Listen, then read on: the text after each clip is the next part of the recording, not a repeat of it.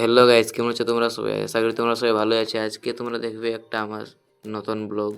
আজকে আমি সকালে উঠে নিয়ে একটু মুখ টুখ ধুয়ে নিয়েছি। দেখো সকাল সকাল এখন মানে ঠান্ডা কুয়াশ গিচ্ছে, এত ঠান্ডা লাগছে কি আর বলবো। তো মুখ টুখ ধুয়ে আমি রেডি টেডি হয়ে একটু আমার এই বুলেট গিলার নিয়ে বাইরে গেলি আমার প্রাইভেট দিকে।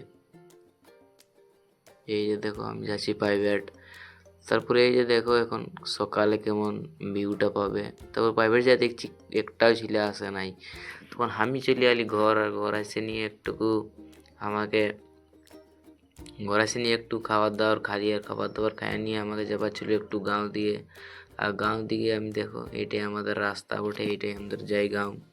তারপরে আমি গাঁওতে পৌঁছে দেখছি না আমার কটা দাদা কাকু আরে ছিল, সেইগুলোই আর মাঠ টাঠ চলছে। এই যে দেখো ক্রিকেট খেলবার জন্য এতটা করতে হবে, না করলে কী করবে। দেখো গাঁও ঘরে ছিল বুঝতেই তো পারছো, ক্রিকেট খেলবার জন্য মাঠ টাঠ চলতে হয়। আমাদের এদিকে তো মাঠ টাঠ নাই, তার জন্য আমরা ক্ষেতকেই মাঠ বানাই দিই। এই যে দেখো এটা আমার কাকু ওঠে।